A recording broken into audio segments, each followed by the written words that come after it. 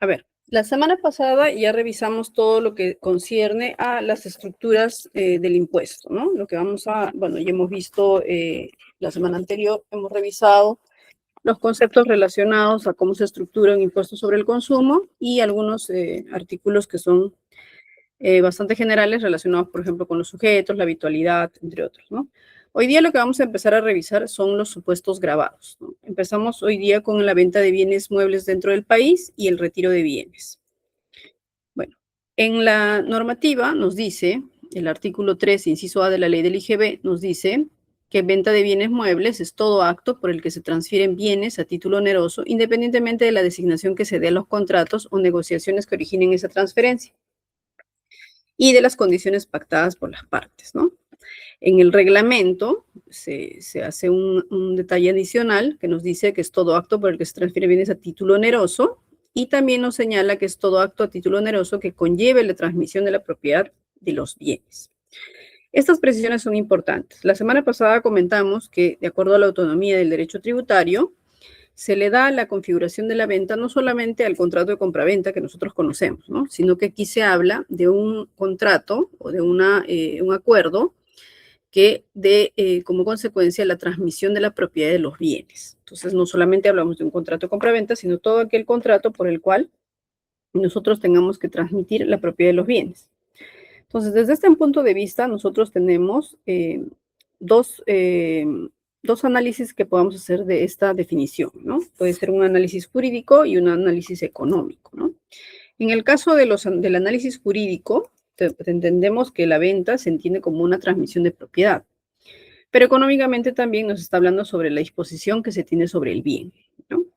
Nuestra legislación no ha recogido únicamente la teoría jurídica, sino que se ha enmarcado más dentro de la perspectiva económica del concepto, porque es bastante amplio, ¿no? No solamente estamos hablando de una transmisión de propiedad, sino también estamos hablando de todos aquellos actos que generen la obligación de la transmisión de la propiedad, ¿no? Entonces aquí nos permite ver que el concepto que se ha tomado para nuestra norma es un concepto bastante amplio. Bueno, si desarrolláramos un poco más, tendríamos que entrar también pues al detalle de en qué momento se perfeccionaría esta transmisión, ¿no? Si con el contrato, con la obligación o con la entrega. Bueno, en este caso, la concepción jurídica implica que la transferencia de la propiedad se da como una prestación de dar de carácter definitivo. Eso también es un concepto que nos sirve para diferenciar de cuando hablamos de una transferencia de propiedad, ¿no? Porque podemos hablar de una transferencia de propiedad de carácter temporal, ¿no? Pero cuando hablamos de venta de bienes, tenemos que entender que si bien nos habla de cualquier tipo de contrato por el cual se transfiera la propiedad de un bien, estamos hablando implícitamente de una transferencia de una propiedad de carácter definitivo. Y también con la acepción propia que introduce el reglamento, que nos dice que es todo acto o título oneroso que conlleve la transmisión de propiedad de los bienes, estamos frente a un concepto bastante propio del derecho tributario, en el que nos indica que la venta se configuraría con actos que conllevan la obligación de la transmisión de la propiedad, ¿no? No solamente con los contratos que nosotros conocemos en materia civil, sino con cualquier otro contrato que pudiera darnos como consecuencia la transmisión de la propiedad de manera definitiva, ¿no? Por ejemplo, la semana pasada les comenté, no solamente es un contrato de compraventa, sino también puede ser un mutuo, puede ser por ejemplo, una entrega de un bien como para formar el capital de una empresa, donde estamos transmitiendo de forma definitiva un bien. Entonces, cualquiera de esas acepciones podría calzar dentro de lo que es el concepto de venta de bienes inmuebles del país y, por ende, podría estar grabado con el impuesto.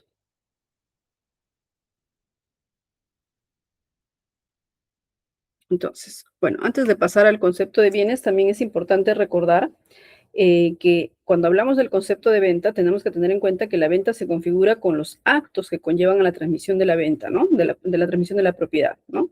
Hasta que, por ejemplo, no solamente estamos hablando del contrato, sino que éste produzca sus efectos, ¿no? Que genere esta obligación de transferir la propiedad. Por esto es que, como les había dicho la semana pasada, no es necesario que nosotros recurramos a la legislación civil, ¿no? Podríamos recurrir a la legislación civil de manera supletoria, pero en este caso vemos que tanto la ley como el reglamento han desarrollado bastante claro lo que es el concepto de venta. Asimismo, en este caso es importante también señalar que cuando la norma hace referencia a la entrega del bien, señala o está haciendo referencia a la fecha de la puesta a disposición del bien, ¿no? Y esto sí se ha desarrollado por el Tribunal Fiscal, ¿no? Cuando nos habla de que es una puesta a disposición, ¿no? Nos dice que cuando entra en la esfera de disponibilidad del beneficiario, ¿no? Que es un concepto que también lo manejamos del derecho civil, ¿no? Y bueno, también podríamos tener en consideración que la entrega le da o le proporciona al adquiriente la posibilidad de disponer del bien. Por eso es que cuando hablamos de venta, estamos hablando de una venta de carácter definitivo, una transmisión de carácter definitivo, porque solo la transmisión de carácter definitivo me da la disposición entera sobre el bien, ¿no? Puedo utilizar el bien y disponer del bien. Bueno, aquí hay algunas cositas sí importantes porque nosotros cuando vamos a ir viendo algunos casos, no solamente vamos a analizar el concepto de venta, sino también el concepto de bienes muebles. ¿Y por qué? Porque en la norma también se establece que se define como bienes muebles. Y nos dice que son los bienes muebles los corporales que pueden llevarse de un lugar a otro, que coincide con lo que nos señala la legislación civil, los derechos referentes a los mismos, los signos distintivos, invenciones, derechos de autor, derechos de llave y similares, naves y aeronaves, así como los documentos y títulos cuya transferencia implique la de cualquiera de los mencionados bienes. Entonces aquí es importante no solamente remarcar que estamos hablando de un bien mueble por la calidad de que pueda llevarse de un lugar a otro, sino también que se califica como bienes muebles a los derechos referentes a estos bienes físicos, ¿no? Ahí hay un detalle. Y también a todo lo que se menciona aquí y a la transferencia también que implique cualquiera de estos bienes. Entonces, cuando estamos analizando el concepto de venta de bienes muebles, primero, por un lado, analizamos el tipo del contrato o el tipo de la negociación que hacemos y que tiene que implicar una transferencia de propiedad de manera definitiva. Eso en principio. Y lo segundo es que el bien que se está transfiriendo sea un bien mueble, de acuerdo a la calificación del derecho tributario, que nos habla de bienes que se pueden llevar de un lugar a otro, o solamente la transferencia de derechos sobre ese tipo de bienes muebles.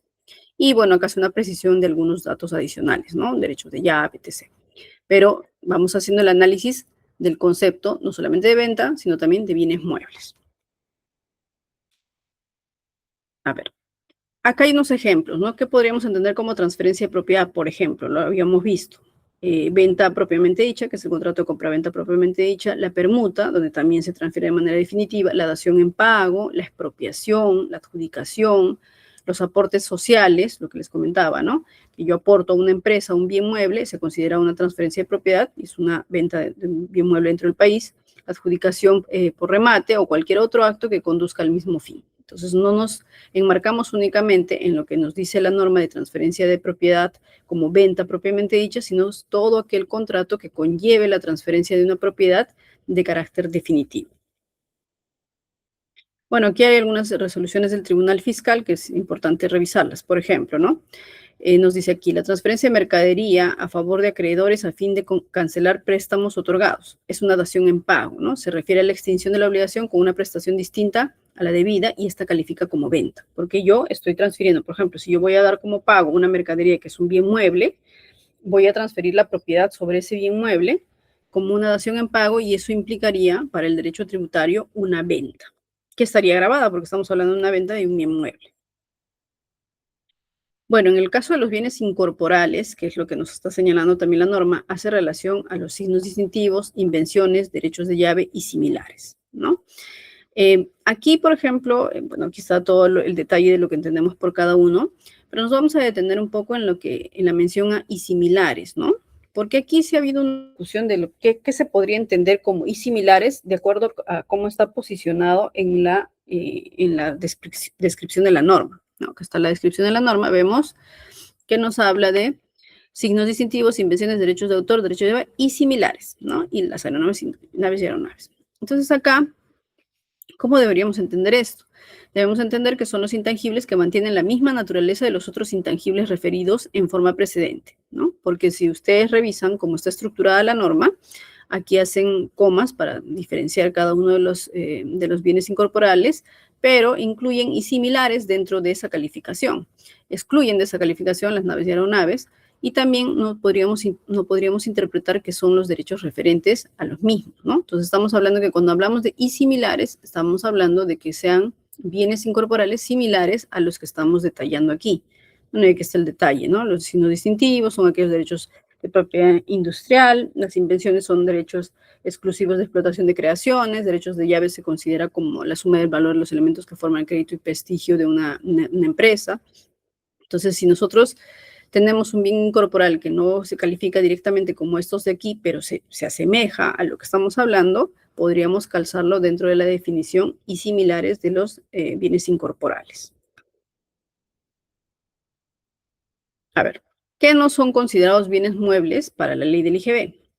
La moneda nacional, la moneda extranjera o documentos representativos de estas no son considerados bienes muebles.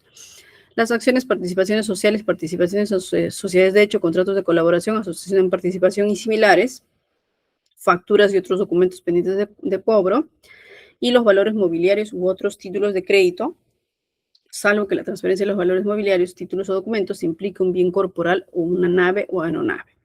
Entonces, excluye, esta es la base legal, está aquí, es el artículo 2, numeral 3 del reglamento, ¿no? Se excluye taxativamente cuáles son los bienes que, si bien tienen naturaleza de bienes muebles, no se consideran como bienes muebles para la ley del IGB. Bueno, hasta aquí ya estamos revisando la calificación de venta. Estamos entendiendo que no estamos hablando solamente del contrato de compra-venta, sino todo aquel contrato que nos conlleve la transmisión de una propiedad de manera definitiva. Estamos hablando de bienes muebles, que la norma tiene una calificación específica de lo que se considera bienes muebles, ¿no? Nos dice que son todos aquellos que se puedan llevar de un lugar a otro, los derechos sobre los mismos, y también nos hace mención a una serie de bienes incorporales. Lo siguiente que se analiza en este caso es la ubicación física, porque el criterio grabado, o el supuesto grabado, perdón, es la venta de bienes muebles en el país, ¿no? Bueno, en este caso vamos a analizar la ubicación física, ¿no? Se entiende que la venta es realizada en el país cuando los bienes corporales, materia de transferencia, sean estos nuevos o usados, se encuentren ubicados físicamente en el país, así el contrato o el pago se haya realizado en el exterior. O sea, ¿qué es lo que nos interesa? Que el bien se encuentre dentro del país. No interesa mucho dónde se realizó el contrato o dónde se hace el pago, sino que el bien que se transfiere se haya dado, esté ubicado físicamente en el país. A ver, nos dice acá, debe precisarse que tratándose de bienes muebles no producidos en el país, se entenderá que se encuentran ubicados en el territorio nacional cuando hubieran sido importados de manera definitiva. En consecuencia, que se entienden ubicados fuera del país aquellos bienes que ingresan físicamente al territorio nacional, pero a través de regímenes de admisión temporal. Bueno, esta es una precisión importante, porque dentro de y eso lo vamos a, bueno, no sé si lo llegamos a ver, pero cuando veamos importación, dentro de los regímenes de importación que están regulados en la Ley General de Aduanas, tenemos varios tipos de importación, ¿no? Tenemos una importación definitiva, mediante la cual se ingresa definitivamente un bien dentro del país, y también tenemos opciones de importaciones de carácter temporal, admisiones de carácter temporal, ¿no? Que se tiene un plazo para que el bien, por ejemplo, pueda estar ubicado en el país, pero eso no implique que se vaya a quedar porque tiene que retornar. Un ejemplo claro de eso es, por ejemplo, ¿no? Cuando se organiza una exhibición de un museo, ¿no? Y para eso se van a traer ciertos bienes que se van a exhibir, ¿no? Cuadros, estatuas, lo que sea. Esos bienes tienen que ingresar, obviamente, por la aduana, pero esos bienes no van a ingresar como importaciones definitivas porque su naturaleza o la finalidad de su ingreso no es que se queden definitivamente en el país para el consumo. Su naturaleza o su finalidad es que ingresen de manera legal, obviamente, pero por una condición temporal que va a ser esta exposición, ¿no? Y en general estas temporalidades pueden ser de 60 días. Por eso es que aquí se hace la precisión.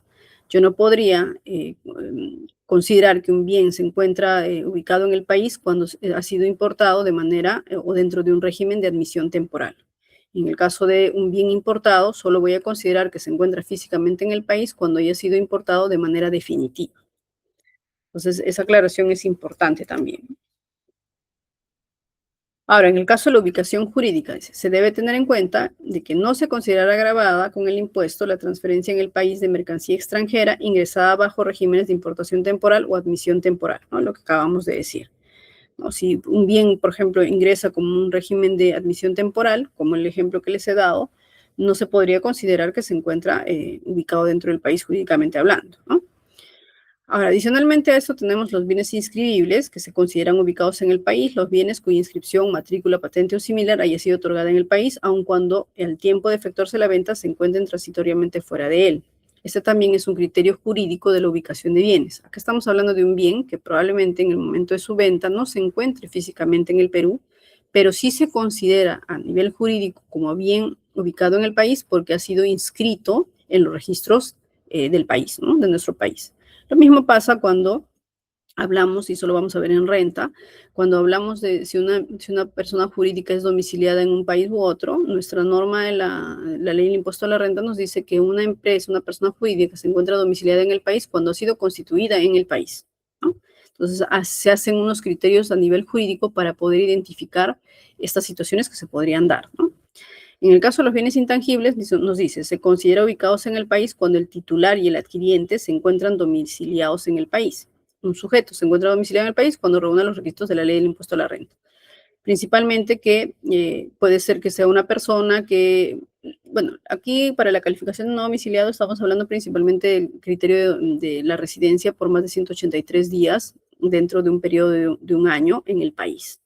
Cuando hablamos de domiciliado a nivel de impuesto a la renta, que esa norma también nos remite al impuesto a la renta, estamos hablando de la calificación por la residencia del contribuyente, no por su ciudadanía, por ejemplo, ¿no? Porque en estos casos, un contribuyente, un peruano, puede resultar siendo no domiciliado a efectos de la ley del impuesto a la renta, porque si bien es peruano, ha domiciliado más de 183 días dentro de un ejercicio fuera del país.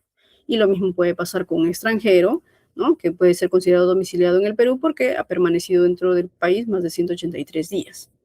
Entonces, aquí nos está haciendo mención que para que nosotros consideremos que un intangible, que esto es más complicado todavía, ¿cómo consideramos que un bien intangible se encuentra ubicado dentro del país? Cuando ambas partes del contrato son domiciliados. Y para que podamos revisar cómo son, que ambos son domiciliados, tenemos que recurrir a la ley del impuesto a la renta, que nos habla principalmente de la permanencia dentro del territorio nacional por más de 183 días. A ver, algunos informes de SUNAT. Dice, en relación con la primera venta de bienes futuros. Bueno, este es un caso que se solucionó con una modificación normativa, ¿no? Es una modificación normativa que se dio, me parece, el año 2012, a través de un decreto legislativo. ¿Por qué? Porque aquí teníamos una controversia en cuestión a la venta de bienes futuros, ¿no? Por ejemplo, acá nos hablaban en este informe SUNAT nos decía, la primera venta de inmuebles futuros se encuentra grabada con el IGB, naciendo la obligación en la fecha de percepción parcial o total del ingreso. ¿Y esto a qué hace referencia? Aquí, bueno, lo estamos mezclando un poco, pero es importante verlo.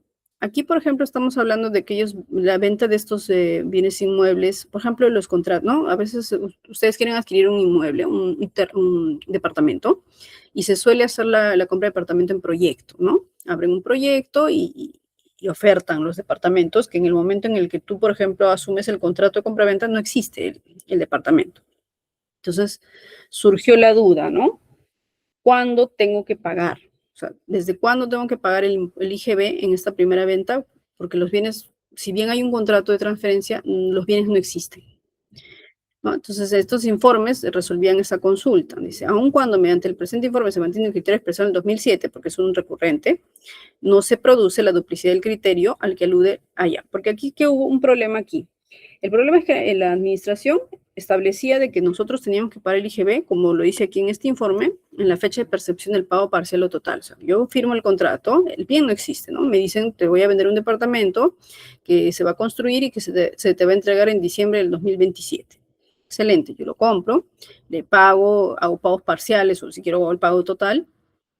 Y la duda nacía en qué momento yo tengo que pagar el IGB. Porque sí está grabado con el IGB, pero no se sabía cuándo. Si estaba supeditado al existente o si estaba supeditado únicamente a la suscripción del contrato de transferencia de propiedad.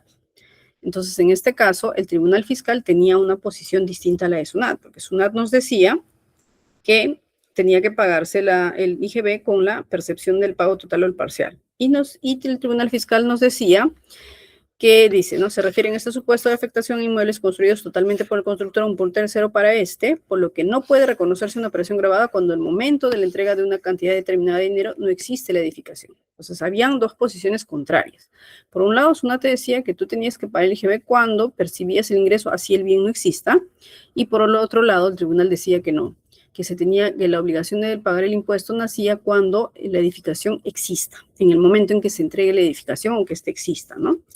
Entonces, esto se tuvo que resolver con una modificación normativa, ¿no? Actualmente, en la norma, cuando hacen referencia al concepto de venta, indica que la obligación, en el caso de la transferencia de bienes futuros, nace en el momento del pago parcial o total, ¿no? Pero eso tuvo que solucionarse con una modificación normativa, porque como vimos, habían dos conceptos contrarios entre el tribunal y SUNAT, y bueno, se tomó la decisión de hacer la modificación normativa por un tema de seguridad jurídica y se introdujo como modificación que desde el 2012 en adelante al menos ya no tenemos este problema, que para futuras o ventas de bienes futuros, lo que se tiene que tomar en consideración es que el nacimiento de la obligación nace cuando yo hago el pago parcial o total, o sea que no estoy supeditado a que el bien exista en el momento de la suscripción del contrato. Así ha quedado en la norma y así está vigente. A ver, otro informe aquí nos habla del uso temporal, ¿no? Nos ha quedado bastante claro que cuando estamos hablando de venta a nivel de supuesto grabado, estamos hablando de la transferencia definitiva de la propiedad. Entonces aquí nos hacen una consulta, dice, ¿no? Sobre la cesión de uso temporal y perpetuo de sepulturas y nichos en cementerios públicos concesionados para su explotación y mantenimiento. Bueno, estos son contratos bastante recurrentes, ¿no? Hay una cesión de uso que puede ser temporal o perpetuo, dependiendo de cómo se contrate, ¿no? Yo puedo contratar el uso temporal de un nicho o el uso perpetuo de un nicho. Entonces, la pregunta era, ¿esto está grabado o no está grabado? Entonces, en la conclusión de este informe nos dice, la cesión de uso perpetuo de sepulturas y nichos en cementerios públicos que realiza la empresa concesionaria de su explotación y mantenimiento no se encuentra grabada con el IGB. Yo les pregunto por qué. ¿Ustedes me pueden decir por qué la cesión de uso perpetuo de sepulturas no está grabada con el IGB? ¿Entendemos el criterio?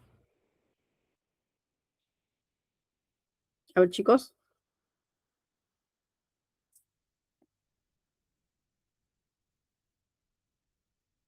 ¿Lo entendemos o no lo entendemos, por favor? ¿Alguna idea? Voy a llamar voluntarios.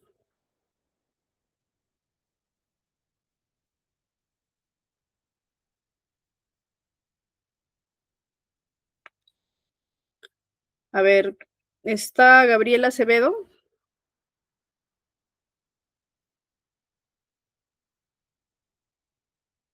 ¿Se encuentra Gabriela Acevedo? ¿No está?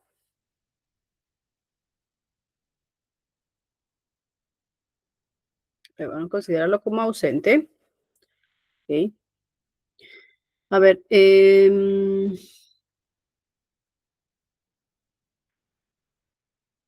Juan Aguilar.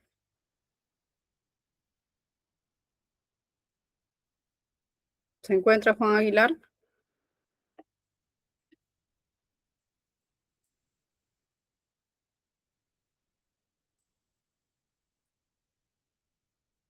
Bueno, chicos, si bien ustedes aparecen como presentes en la asistencia, yo los voy a considerar como ausentes porque no están atendiendo a lo que se está preguntando. Yo estoy apuntando. A ver, Leonardo Alarcón.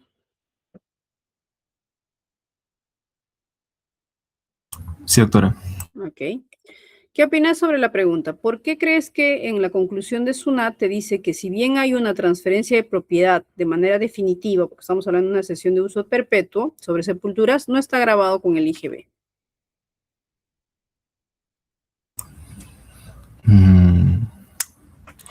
Diría que es por el fin, es decir, entiendo que determinados, digamos, por determinados hechos, ya sea educación, cultura, están en afectos determinados supuestos, ¿no? En No, esa este no es la caso, razón. ok.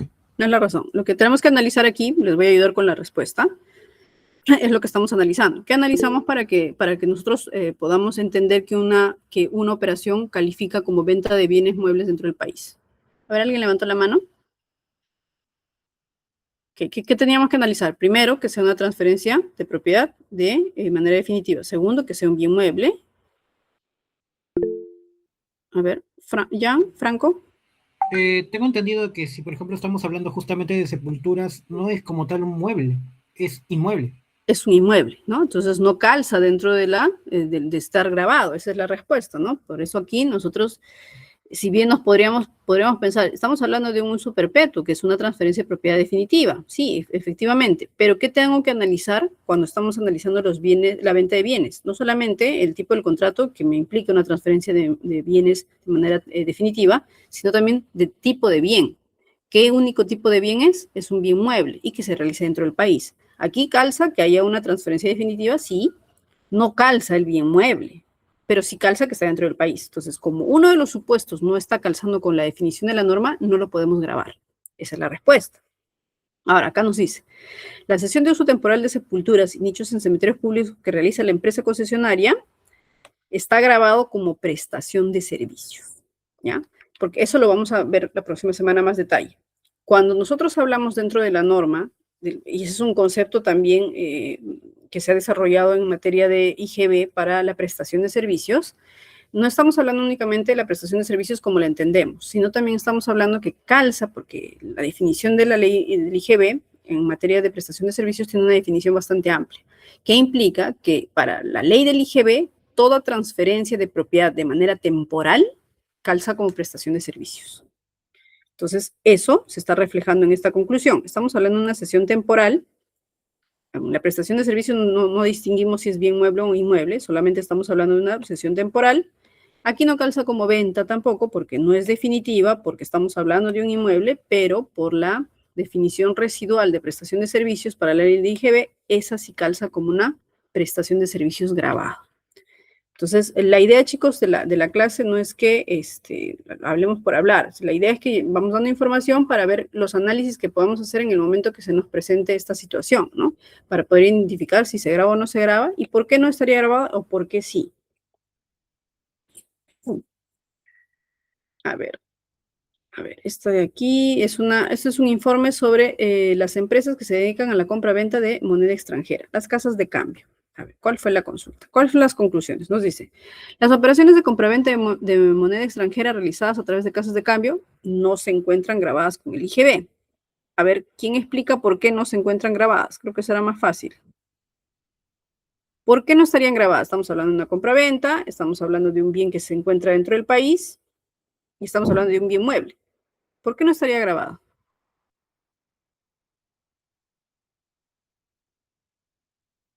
Todos los bienes muebles están grabados en cuanto a su transferencia de propiedad. ¿O habían supuestos que vimos que no estaban grabados?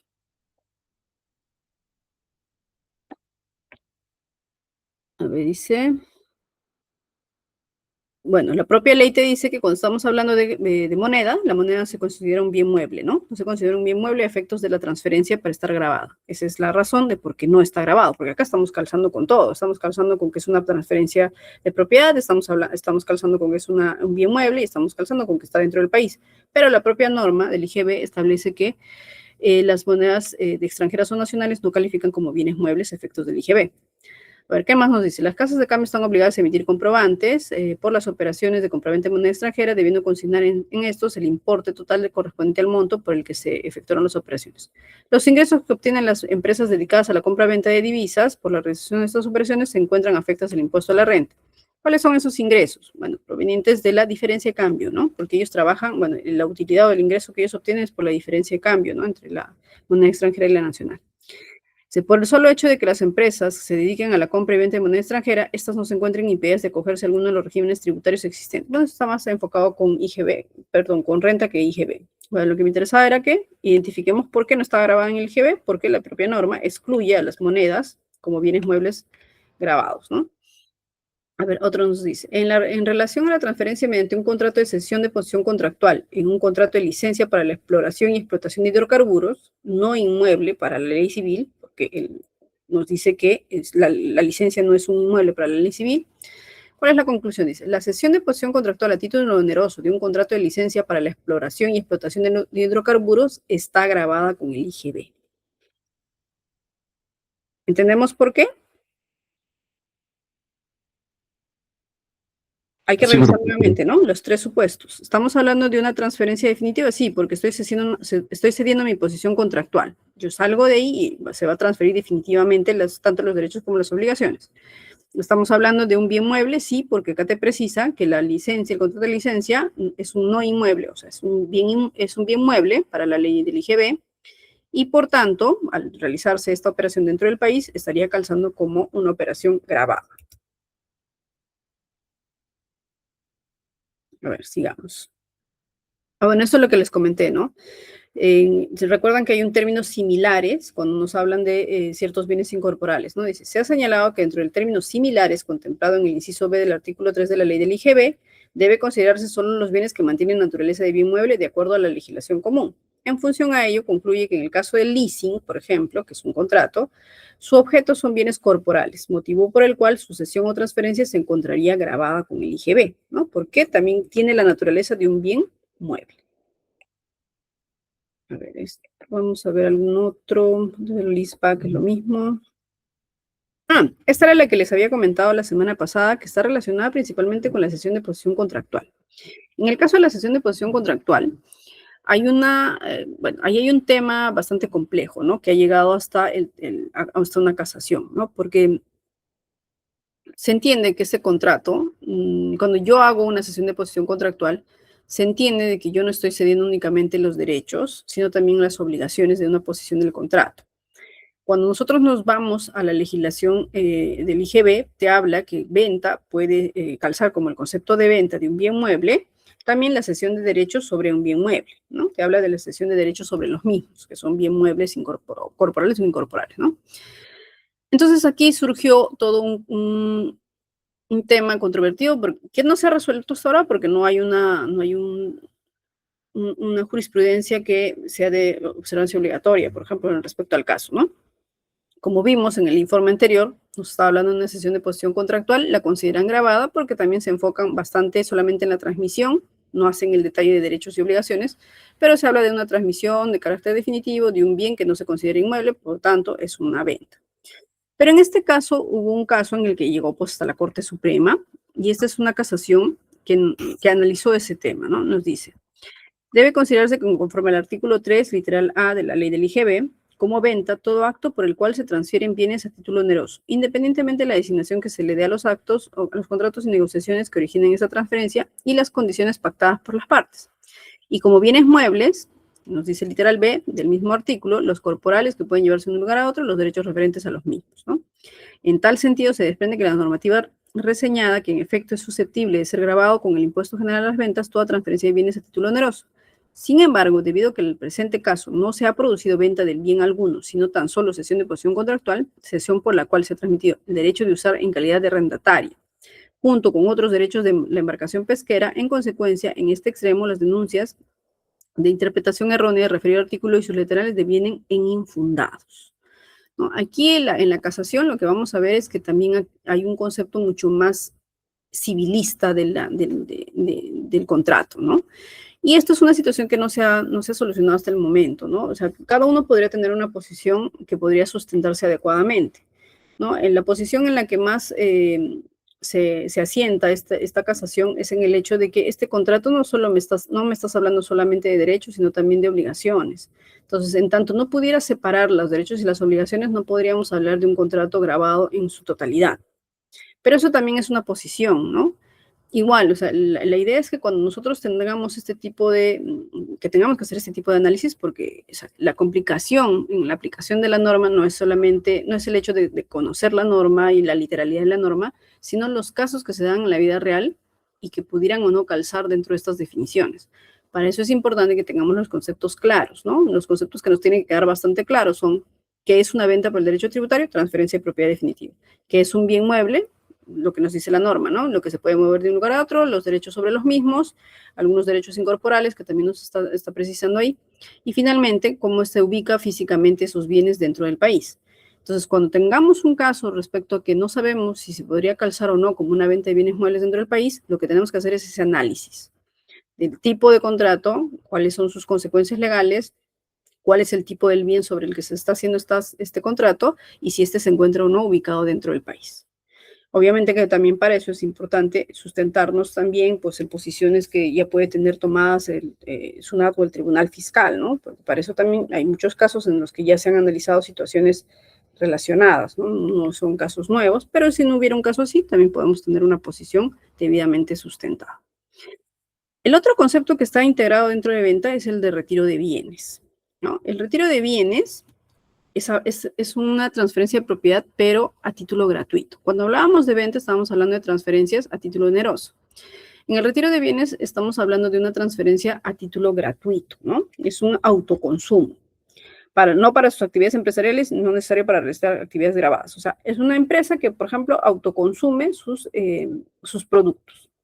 Entonces, podríamos hablar que es una venta a título gratuito. ¿Y por qué lo califican como una venta? Porque lo que se pretende con esta situación es igualar las condiciones, ¿no? Entre los consumidores finales, que puede ser un tercero o puede ser la misma empresa autoconsumiendo sus bienes.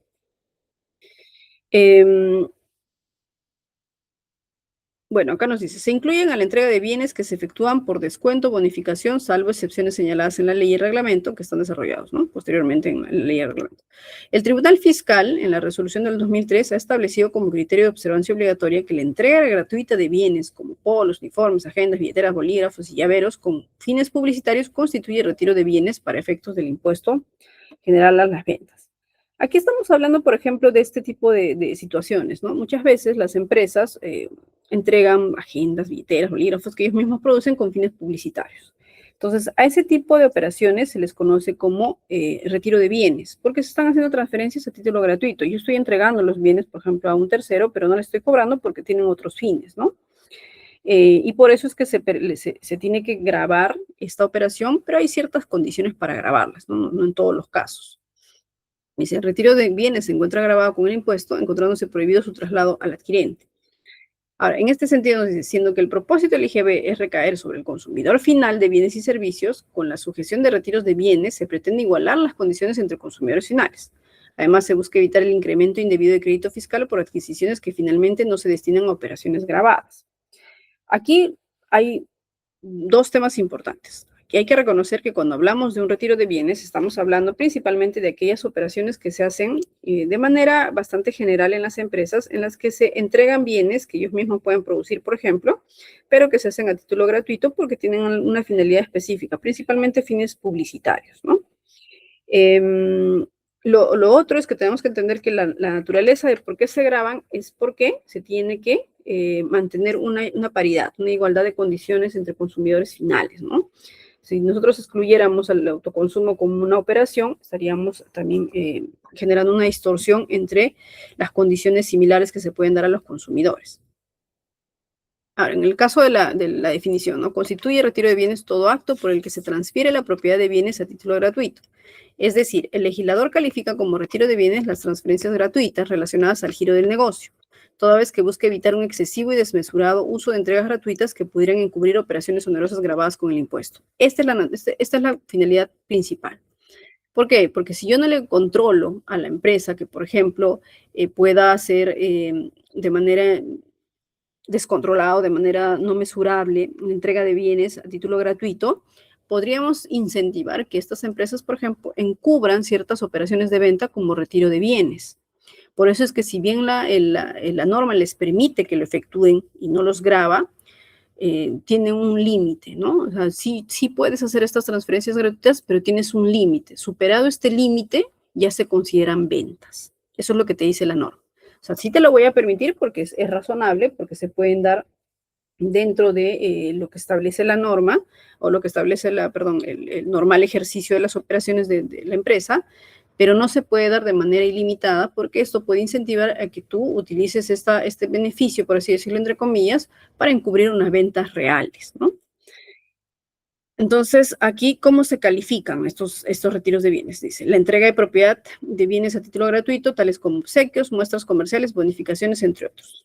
Este es un retiro de bienes. Otro tipo de retiro, la entrega de bienes a los trabajadores de la empresa cuando sean de su libre disposición y no sean necesarios para la prestación de los servicios. Por ejemplo, ¿no? Yo le entrego a mi trabajador una computadora, eso no se considera pues un retiro de bienes porque se entiende que eso es necesario para la prestación de sus servicios, ¿no? Son otro tipo de bienes que no son necesarios para la prestación de sus servicios. La entrega de bienes pactada por convenios colectivos que no se consideran condición de trabajo y que a su vez no sean indispensables para la prestación de servicios. La apropiación de los bienes de la empresa que realice el propietario, socio o titular de la misma. Son autoconsumos, ¿no? Y el consumo que realice la empresa de los bienes de su producción o el de giro de su negocio, salvo que sea necesario para la realización de operaciones grabadas, ¿no? Puede utilizar, por ejemplo, un mismo bien que él mismo produce para otros fines, se considera un retiro de bienes, pero si los utiliza para la realización de operaciones grabadas, porque son necesarias, no se considera. Entonces, la norma te establece los supuestos, ¿no? El supuesto más común que se da es el primero, que es el que se utiliza la entrega de título gratuito de bienes como obsequios, muestras, porque son con fines publicitarios, ¿no? Muchas empresas hacen esto con fines publicitarios para dar a conocer los productos, etc. Entonces, en estos casos, la norma es bastante flexible al entender que sí lo puedes hacer, pero vas a tener que tener un límite para poder establecer hasta qué punto se considera no grabado, y si excedes este límite, no hay ningún problema, lo puedes exceder, pero el exceso sí se considera una venta grabada, ¿ok? Dice, no se encuentra grabadas con el IGB la entrega de bienes a un tercero para ser utilizados en la fabricación de otros bienes, el retiro de bienes por el constructor, el retiro de bienes como consecuencia de la desaparición, destrucción o pérdida de bienes, el retiro de bienes para ser entregados a los trabajadores como condición de trabajo, retiro de bienes de producto de la transferencia de subrogación de las empresas, o la entrega a título gratuito de muestras médicas, de medicamentos que se expenden solamente bajo receta médica. Bueno, la idea no es memorizarnos todas estas situaciones, sino entender la naturaleza del por qué estamos grabando, ¿no?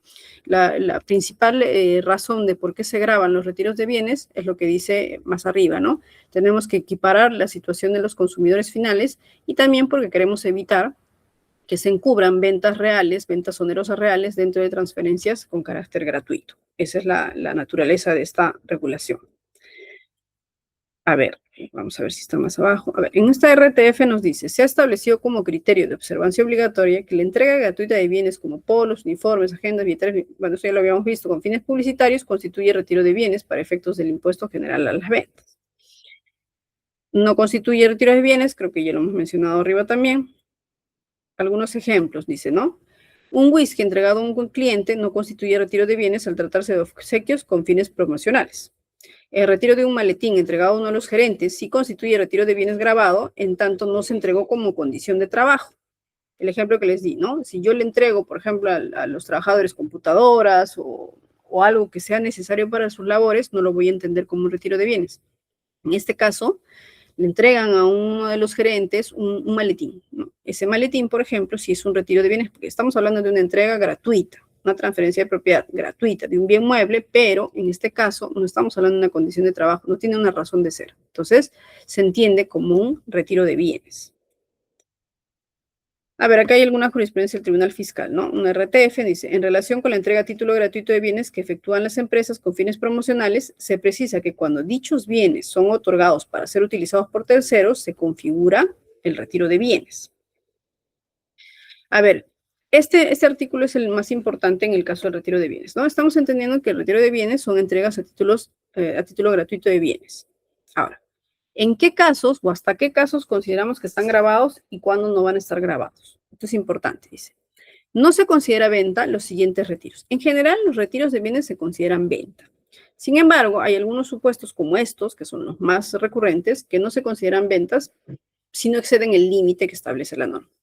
Entonces, el inciso C del artículo 2 del reglamento te dice, la entrega a título gratuito de bienes que efectúan las empresas con la finalidad de promocionar la venta de bienes muebles, inmuebles, prestación de servicios o contratos de construcción, siempre que el valor de mercado de la totalidad de dichos bienes no exceda el 1% de sus ingresos brutos promedios mensuales de los últimos 12 meses, con un límite máximo de 20 UITs. En los casos en que se exceda este límite, solo se encontrará grabado dicho exceso, el cual se determina en cada periodo tributario, entendiéndose que para efectos del cómputo de los ingresos brutos, promedios mensuales, deben incluirse los ingresos correspondientes al mes respecto al cual será de aplicación dicho límite. Entonces, ¿qué me está diciendo esta norma? Me dice, sí, te voy a permitir que entregues bienes promocionales, como, bueno, que están considerados retiros de bienes para la norma porque son entregas a título gratuito, pero no vamos a considerarlo como una venta grabada si no excedes el 1% de tus ingresos brutos promedios mensuales, ¿no? Entonces, ¿cómo determinamos estos ingresos brutos promedios mensuales? Revisamos los ingresos brutos de cada mes. Acá nos dice que para efecto del cómputo de los ingresos se deben incluir los ingresos correspondientes al mes respecto al cual se hace la aplicación de dicho límite. Entonces, consideramos los 12 meses, los 12 últimos meses, incluidos el mes en el que se hace la aplicación del límite. Hacemos la sumatoria de los 12 meses de los ingresos brutos, sacamos el promedio, en función a ese promedio, sacamos el 1%. Ese 1% en empresas grandes podría sobrepasar las 20 UITs. Entonces, ese es el segundo límite. Si tu 1% del promedio de ingresos brutos mensuales de 12 meses supera las 20 UITs, solo te voy a permitir como un retiro de bienes no grabado hasta 20 UITs. Entonces, esa es la limitación que nos pone la normativa. Ahora, adicionalmente, también te pone unos requisitos, ¿no? Bueno, acá no están los requisitos, pero en la norma nos hablan de unos requisitos específicos, ¿no? Para que se considere, por ejemplo, que las bonificaciones o las entregas de estos bienes con carácter publicitario, etc., se consideren bienes o retiro de bienes dentro de estos límites. Tendría que darse, por ejemplo, algunos requisitos como que sea una práctica usual dentro de la empresa o que se dé para la generalidad de los casos. Y en todos los casos sí nos piden que emitamos un comprobante que identifique lo que se está entregando como una operación a título gratuito. Entonces, aquí hay que tener en consideración que cuando hablamos de retiro de bienes, en general, cualquier retiro que no esté excluido como una norma, como una operación grabada, generalmente nos vamos a enfocar en el caso de las bonificaciones o la entrega de bienes que se puedan dar dentro de las operaciones de publicidad, por ejemplo, porque son transferencias gratuitas, pero para eso hay que tener en cuenta el exceso, ¿no? Si yo no me excedo el 1% en los 12 meses, no hay ningún problema, es un retiro de bienes que no se encuentra grabado. Pero si la entrega gratuita excede este porcentaje, sí voy a considerar grabado ese exceso como una venta cualquiera, como una operación de venta cualquiera. A ver, aquí hay un informe de SUNAT, ¿no? Dice, se estableció el siguiente criterio. Como se puede apreciar, en tanto el vale de consumo constituya tan solo un documento representativo de moneda, sin que la empresa que lo entregue se haya obligado a transferir bien alguno, la entrega de dicho vale no calificará como una venta grabada con el IGB.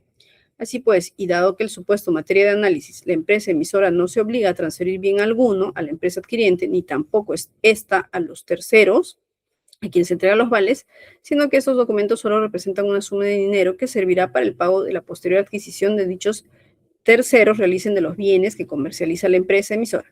Corresponde concluir que la entrega de los referidos vales por parte de la empresa emisora a la empresa adquiriente, así como su entrega a la empresa adquiriente a los terceros, no se encuentra afectas. ¿Por qué? Principalmente porque te dice que no estamos transfiriendo bien alguno. Estamos haciendo una transferencia de vales que no implica la transferencia de bien alguno.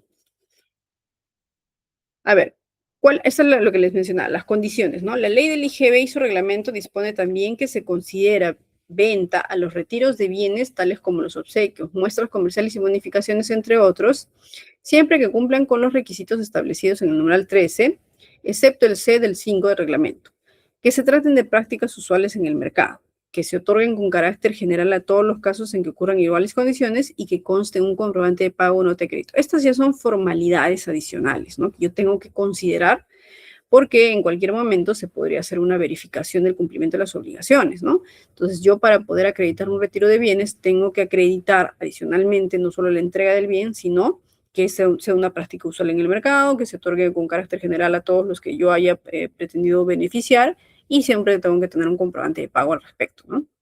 Dice, del criterio señalado se advierte que la entrega de todo obsequio para fines publicitarios, de promoción y propaganda, sin ninguna obligación de adquirir por tal medio los productos que se promocionan, no constituyen retiro de bienes.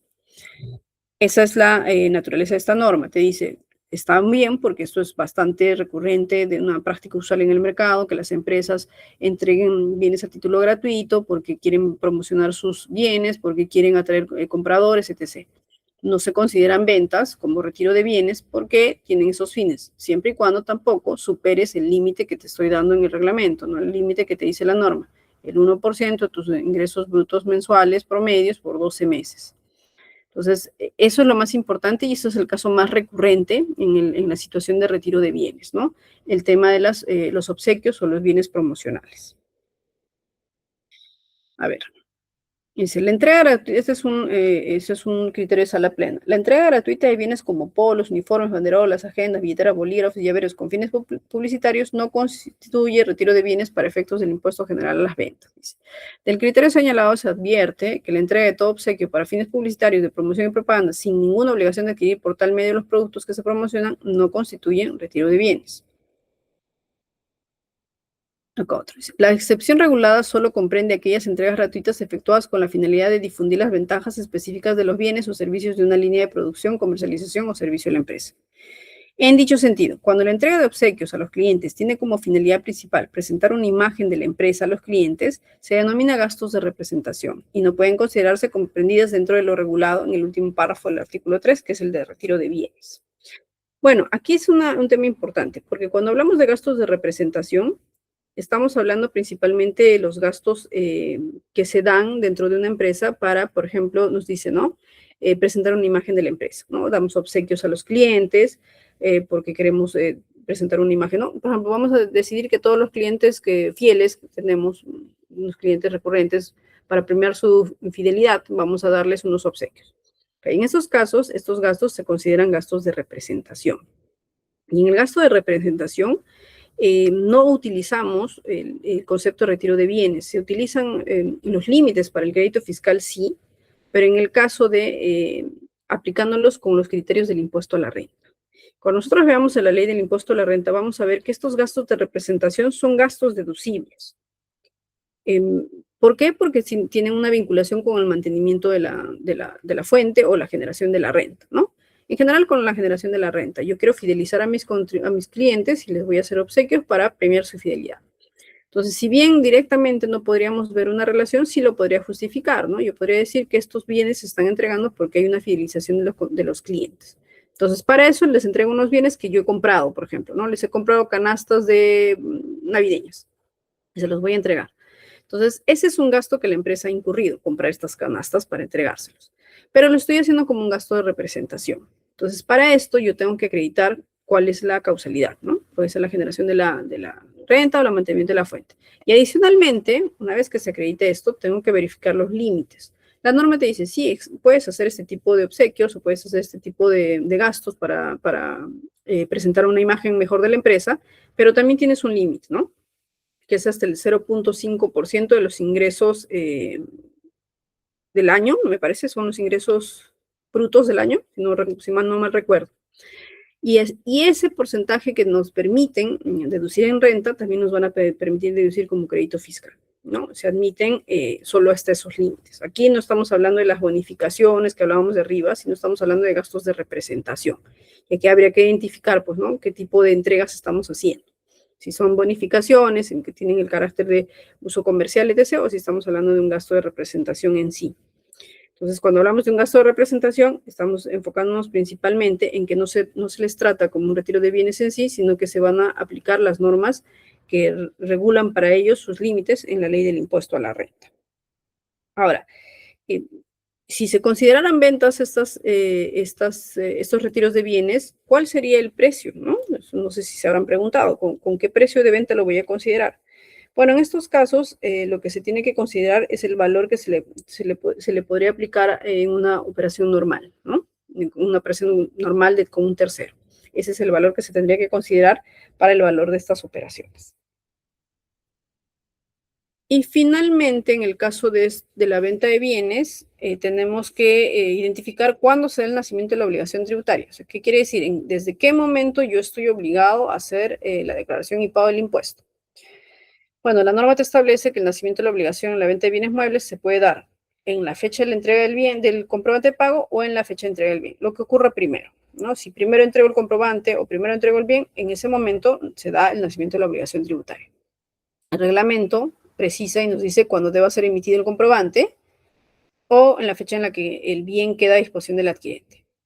Y en el reglamento comprobantes de pago nos dice que el comprobante se emite al momento de la entrega del bien o al momento en que se efectúe el pago. Entonces, en el caso de la venta de bienes muebles, podemos identificar el nacimiento en cualquiera de estas situaciones. Lo que ocurra primero, ¿no? La fecha de emisión del comprobante o la fecha de entrega del bien. Lo que generalmente ocurre es la fecha de entrega del comprobante, porque en general el momento en que se entrega el comprobante es en el momento en el que se entrega el bien. No estamos muy amarrados al pago, estamos más amarrados al nacimiento de la obligación de transferir la propiedad o transferir el bien.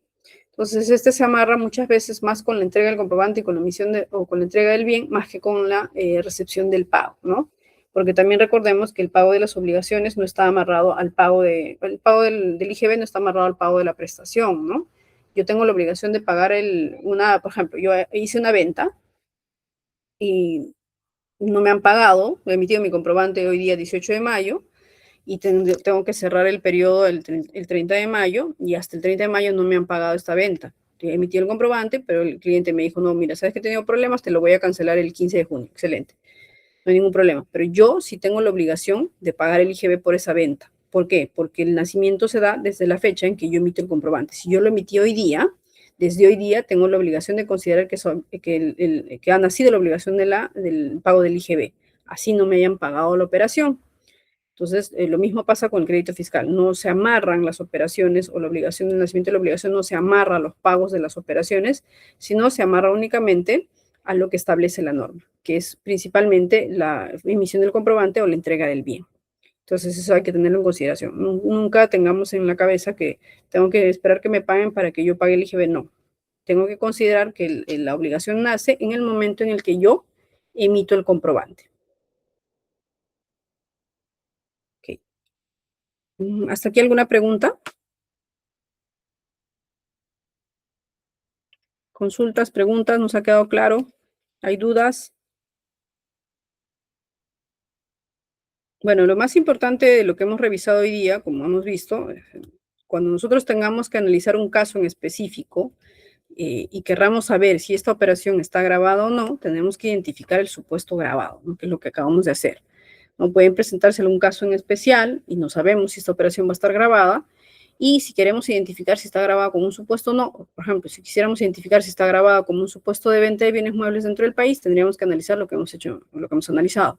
Se trata de una operación a título oneroso, se trata de una transferencia de propiedad de manera definitiva, se trata de la transferencia de un bien mueble y si está ese bien mueble dentro del país. En el caso de retiro de bienes igual, estamos hablando de transferencias a título gratuito, pero hay condiciones en que la norma me permite que esos retiros gratuitos no estén grabados. Principalmente es cuando estamos hablando de las bonificaciones que se dan o que las operaciones de bonificaciones que se dan dentro de un ejercicio normal del mercado, ¿no?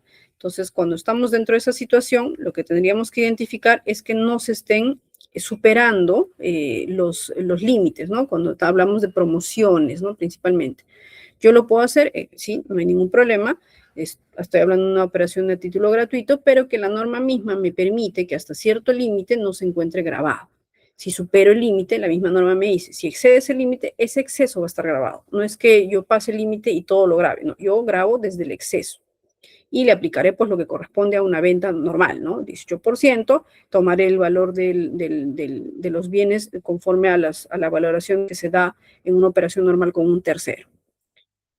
Esa es lo que nos tendría que quedar claro de la clase de hoy. Ya la próxima semana vamos a seguir con el supuesto siguiente, que es el de prestación de servicios, que también es un tanto complejo porque la autonomía del derecho tributario nos permite que tengamos unas definiciones mucho más amplias de lo que entendemos por venta o prestación de servicios y que eso lo tenemos que saber interpretar para saber si estamos en una operación grabada o no.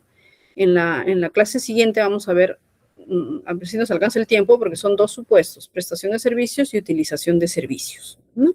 Entonces vamos a ver si nos alcanza el tiempo, los vemos los dos, pero los dos están vinculados con operaciones en las que estamos hablando de, bueno, lo más importante en la próxima clase es identificar que la definición amplia de prestación de servicios implica que también se pueda interpretar como prestación de servicios o incluir dentro de este supuesto a las transferencias de bienes con carácter temporal, ¿ok? ¿Alguna consulta, duda, comentario?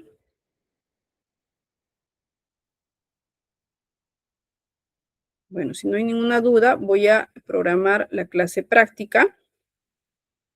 A ver, me dan unos minutos, voy a hacer la programación en el Classroom. O sea, al Classroom pueden entrar con los otros correos, ¿no? Los correos personales. Así que una vez que yo ponga el caso práctico, se pueden retirar de la clase para poder desarrollarlos en grupo. A ver, denme un minuto, por favor.